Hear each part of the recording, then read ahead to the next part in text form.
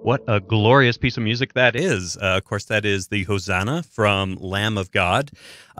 Sweeping, just as Rachel said. I hope you will come out and hear it performed live. Now, as I mentioned, we have another guest here in the studio, and this is Kyle Myrick. Hi, Kyle. How you doing? Good. How are you, Michael? I'm doing well, thanks. Just so you know, the reason I am smiling here is Kyle has actually taken a few classes with me here at the university, and it's kind of fun. I've got him in a position of power here. I can control what he says. But there are no grades. You will only fail just because I don't like you, versus what you say on this radio program. Perfect. All right. To give you a little background here, I'm going to get fired just for that statement. Let's see. Kyle is a theater student here at Dixie State, and it says here you're ecstatic to be here. I appreciate that. Let's see, just a little personal stuff. I'll let him talk about this a little more, but you've been married now for 3 years? Almost 4, yep. Gotcha, almost 4, and you have a baby girl that just turned 1. Yes. Congratulations. Boy, that's the kind of joyful thing that we do the arts for, frankly. Is she listening at home right now? She's not. She's playing with her cousins. Okay, well, you know, she's 1. That's right. When she's 2, she'll Maybe. listen. Yeah, exactly. Now, I want to let you know that Kyle is the founder of the Hurricane Valley Theatrical Company, and he did that in 2009 with a gentleman named Scott Maurice. Am I saying that correctly? That's correct. Gotcha. And they've been doing some pretty wonderful work out there for quite a while. I happen to know that Kyle, just like Rachel, is a fantastic singer. You may have heard his voice in a production of a show called Les Miserables. I think a lot of you may have heard of that. He sang the role of Enjolras. And to sing that role, it takes a little more than just a voice that sounds good in the shower. Can we agree on that? I guess so. All right. And let's see, you've also directed for the St. George Musical Theater. I have, yeah. You've also worked for Tuacahn and also the Bumbleberry Theater. Yes. Which I think the Bumbleberry actually is one of the bigger secrets of this area. I'd love to talk more about that as well. But Kyle, let me give you a chance to just introduce yourself. Who the heck are you, Kyle? I'm Kyle Myrick. I'm a Hurricaneite. Went to school there. Came to Dixie for theater. I fell in love with theater when I was a senior in high school. And I did it for a girl, actually. I was into sports. I was playing baseball that year, and she says, "You should come do this play." I said, "Okay. If I got her into marching band." Oh, fantastic. So I said, "If you do marching band, I'll do your musical." You know, because in high school you're like, "Oh, musicals? What?" Yeah, really? Is that baseball where the cool kids go? Yeah, I'm a baseball player. I did it, and the rest is history. She's still a friend, but yeah, it didn't work out. I fell in love with the theater instead of her. Gotcha. You know, there are a lot of, shall we say, girlfriend widows out there to the theater. There you go. As a matter of fact, that's why I got into it as well. Really? Cool. Back in high school, I'll tell you, there was a girl, and if she's listening, great. I think she's on the other side of the country, but Kathy Slater, I will use her last name. There you go. Oh my gosh, I had one of those crushes, and she was in the drama club, and like you, I grew up in a little cow town, actually. Okay. So theater, very popular, that or ag, you know, Future Farmers of America. Yep. And I decided to join the theater, and she did not date me, but like you, I fell in love with the theater. So our mistress is the theater. That's right. Fantastic. So now tell me about the Hurricane Valley Theatrical Company. What is this? You know, back in 2009, when I started this company, Scott Maurice is my high school music director. And all the local community theater had dropped out. There was not one place to do theater around here besides Tuacahn. So I did that. I auditioned for Tuacahn and got it. That was really fun. Decided I don't want to do it professionally. I got why not? I got a little taste of that, you know. It was a great experience, but I said, I want to do this for fun. And so I said, if the only way I can do this is to start it myself, let's do it. So, and from there, the rest is history. We started with a little show called Forever Plaid. Did a couple little shows thereafter with just our own money, gathering things up that we could. And at some point, the city of Hurricane stepped in and said, "Hey, we like what you're doing. We'll produce you 100%. Fantastic. That's not a bad situation to be in. It's not. Well, let me ask you about Forever Plaid. Were you in it? Did you just direct it? I was. He convinced me to be in it, and I directed it as well. I I started a bad habit then. The bad habit. Being in a show and directing it is not something that's easy. Please take this the right way, but you are crazy. You are insane. And I have to tell you, I'm hating you a little bit right now. A lot of artists out there, they would kill just for any opportunity just to act, just to direct, just to produce, to get their play produced. In fact, have you heard of the actor Wallace Shawn? I have not. If you've seen The Princess Bride, Okay. he is Vizzini, Yes. the very smart Sicilian. Okay. He makes me very upset because he's a playwright, and he's actually begun to be recognized as a playwright. But what he did to support himself while his plays were not selling was act in movies for the money. That was his day job. I hate people like that. Yeah. And by the way, I am hating you for the fact that somebody came to you and said, here's a theater. Would you please act and direct? It was the perfect storm. The city of Hurricane had just acquired the space that we're in, the old high school auditorium. And you know, the bottom line is very low for the space that we have, and it was the perfect storm. Here's a space. We'll back you. Do what you want. Stay in this budget. You've got this playground to play within. I really do. I'm so grateful for that playground, and I never want to let it go. So do you look at yourself being there for quite a while? Have you found your spot? As long as they keep giving me money, I'm going to keep producing shows for them.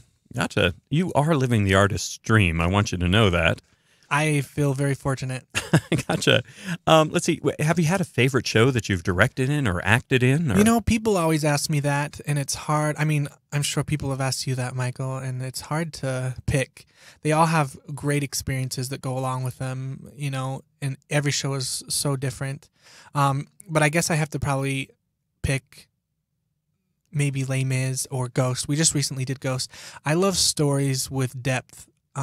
You know, the fun, dancey, singy musicals are always fun, but I think I'm more drawn to theater now more than ever as I've grown to storytelling and emoting and sharing that with an audience. Got it. Well, with Ghost particularly, I mean, Les Miserables, that's a phenomenon internationally. You'd have to go quite a ways to find somebody who hadn't heard of Les Miserables or at least didn't know a song from it. Ghost, that's a different story. Some people may have seen the movie with Patrick Swayze and, oh my goodness, Bruce Willis's former wife. What is her? Demi Moore. Demi Moore. Demi Moore. I don't know. Yeah. They may have seen that movie, but the musical, as I recall, did not last that long on Broadway. You know, I don't remember how many performances they had. It started in the West End and came to New York with the same cast. But it's a beautiful musical. It's the same, the guy who wrote the story, Bruce Joel Rubin, he wrote the musical. And it's nearly word for word from the movie, but they just had a gorgeous score, and it's really, really neat show. Fantastic. Yeah, it's one that I would like more people to know. It does have some really good stuff. Now, I want to ask you, you mentioned the big song and dance musicals and such, which we will get to in just a moment. You're working on two of the most prominent right now, The Drowsy Chaperone and also for St. George Musical Theater, Guys and Dolls. But let's talk about how you pick your seasons. Of course, you do Guys and Dolls. People are going to say, oh, I've heard of that. But again, you do musicals like Ghost and such. How do you pick your seasons? You know, it's a good and bad thing, but Southern Utah, since when I started to now, theater is so saturated with theater. And I think that's a good and can be a bad thing, but I think probably more good comes from it. I love it. There's theater everywhere. Go see shows. Theater's wonderful. Support. Yeah, but because of that, I like to, I like to sit back and see what everybody else is doing and say, okay, if people are going to go see all these shows, and a lot of people do, they like to see one show this week, go another show next week. I like to do something a little different, maybe a little newer, something. And I do classic shows, but new shows are fun. Right. You get to spread your wings just a little bit with that. And music always draws me. I say I like the story, but music is going to draw me immediately to a show. That's actually really wonderful, and I do want to point out, what are the ticket prices at Hurricane Valley? They are a whopping $10. $10, which is not bad at all. You talk about a huge proliferation of theater around, and there's a lot of opportunity, different kinds of theater. Brigham's Playhouse, you're going to see different things than you would see at St. George Musical Theater, than you would see at the Stage Door. And, it can get pricey if you want to see all of this theater. So that's maybe one of the downsides of having so much. But one of the upsides is that you can do some experimental stuff to complement. And by experimental, I don't mean, look at a teacup and, string it across over the audience and the audience says, ooh, that's brilliant. No, so some pieces that they wouldn't necessarily know. And you're charging $10. What a wonderful thing you're doing by making it affordable and by inviting people to come see what you do. Well, that's our mission at Hurricane. Beyond the many artistic goals that we have, we want to make it accessible to people. The city sees it as a service, a community service, which I think is leaps and bounds ahead of a lot of other municipalities, maybe in Utah, and maybe not. But I think that it's great that they see it as a community service, that they're offering this to the community. I think it's a wonderful thing. And you mentioned, of course, that you've done some work at Tuacahn, which I think most people have heard of that. We certainly will be having some representatives from Tuacahn, especially closer to the time when their shows are going to be opening, but they are beginning rehearsals very soon if they haven't already. So be on the lookout for some news on them. But the Bumbleberry Theater, again, that's kind of like Ghost. It's out there and it does some wonderful things, but a lot of people don't necessarily know much about it. Tell us about that. The Bumbleberry Theater is up in Springdale. I'm racking my brain to think of how I got started in it. I think it was Sean McCausland. He's a Lavercanite. I don't know if that's how you say that. He lives in Lavercan. He's a member of those Lavercan folks. Those Lavercan folk. He got me into it. Stan Smith is the owner of the Bumbleberry Hotel and Theater. And Stan's a great guy. He owns this little theater in Springdale. I don't know if you've ever been to it. It's very intimate. And he just likes to bring people in because he likes theater too. All types. It's not just, drama. It's all types of things. And for about 3 or 4 years, we did review shows with a gentleman called Rhett Thomas. And that was a great experience. I love spending my summers in Springdale. That's tremendous. And what I love that you just said is somebody doing theater just because they like to do theater and they're inviting folks in. This is my disclaimer to those of you who are out there. A lot of people talk about getting bitten by the bug of theater or bitten by the bug of music or things of that sort. I don't necessarily like to put it that way, but I will tell you, this is the disclaimer, it is highly addictive. You get around people who really like doing what they're doing, and you might just be drawn in. So don't just patronize the arts. Don't just come and watch it, but you've got plenty of opportunity to try out for shows, to join these ensembles, and give it a shot. Maybe you'll be one of those people who loves doing it. Which reminds me just of a situation with a friend of mine. This was about 20 years ago, but his dream was to be a professional actor. He had done a lot of non-professional things, but he really wanted to get to be a part of a major theater company. So the company shall remain nameless, but what he did is he just kept showing up to rehearsals. He wasn't cast. He didn't even audition. And it was for a production of Twelfth Night, as a matter of fact, Shakespeare's Twelfth Night. And he was just there all the time. I'm not sure how he got in. The stage managers usually clear out the rehearsal halls. Yes, yeah. But he knew someone. He's crafty. Yeah, absolutely. And, he ended up in the show. He was there. They needed an extra body, which sometimes happens. He didn't have even any lines that I'm aware of. He very well may have said, "Here's the fruit, my lord," or something like that.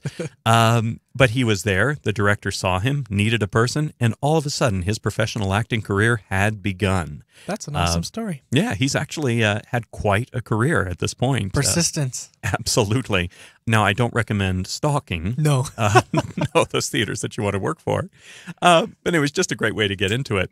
Now, you are working on 2 shows right now. Now, I mentioned earlier how lucky you are, but I also said that you were insane for being in a show and directing it at the same time. You're actually taking on something else. You are the Evel Knievel of Southern Utah theater. You're directing 2 shows at the same time for 2 different theater companies. Am I correct in this? You are correct. Yeah, I'm crazy, but that's how much I love theater. And I will say this. I only do this because my wife allows me to do it, and that's a compliment. Thank you, Sammy. I'll put that out there. She is the best. She loves the theater as much as I do. And she's actually in Guys and Dolls, so we get to see each other. That's good. Every other day. That's very good. It's fun. I love. It's really fun. Drowsy Chaperone's more of a modern twist on musicals and comedy, and you got Guys and Dolls, classic musical. Just two great shows. Gotcha. Tell us, if you would, Guys and Dolls, of course, based on the stories of Damon Runyon back in New York, or a fictionalized New York, if you will. But Drowsy Chaperone, what is this? It's a phenomenal, hilarious show. It boils down to this guy who loves to stay in his apartment and listen to old records, and that's how he escapes the drearies of the world. He puts on records and he lives vicariously through them. And in the show, he puts on a record for us, the audience, and it comes to life in his apartment in New York City. That's wonderful. I don't know of many people who didn't at one time, in an embarrassing way, sing a song in their own apartment or do a dance or something like that. Absolutely. Yeah, that's why we are what we are, I suppose. So I do invite everybody to come check out Drowsy Chaperone. What are some of the details on that? Hurricane Fine Arts Center, there in Hurricane 92 South 100 West. The show is April 6th through the 21st, so it's 3 weekends. It plays on Monday, Fridays, and Saturdays, with a Saturday matinee every Saturday, and it's $10. Come and enjoy a wonderful musical. Fantastic. And we'll have more on Guys and Dolls with St. George Musical Theater as they come closer, absolutely. And I also want to let you know that on Tuesday next for this show at 2 p.m., for On the Arts, we are going to be having some playwrights that are coming in for the Second Act New Works Festival. This is something I mentioned on the last show, but over a course of 5 nights, Monday through Friday, we're going to have 7 brand new plays that are being presented by playwrights all over the country. We're going to have a playwright from Arizona, from Pennsylvania. We have a New York playwright coming in, a Chicago playwright, as well as a few local. And they're going to be presenting their plays in a staged reading form. And the audience actually gets to give input into the development of these pieces. Kayenta, Center for the Performing Arts, has supported the mission, talk about affordability, of us not charging an audience to be a part of creating a new piece of art. So there is a suggested donation of $15 that would just go towards the logistics of the space and printing copies of the scripts and such, but that's not required. There is no official charge to come and be a part of that, but we will be talking to some of those playwrights on Tuesday. So I invite you to join us again at 2 p.m. on Tuesday, and until then, go find something artistic to do. Go hear Lamb of God tomorrow night, or go out and bug Kyle Myrick at the Hurricane Valley Theatrical Players. Thanks so much, and we'll talk to you Tuesday.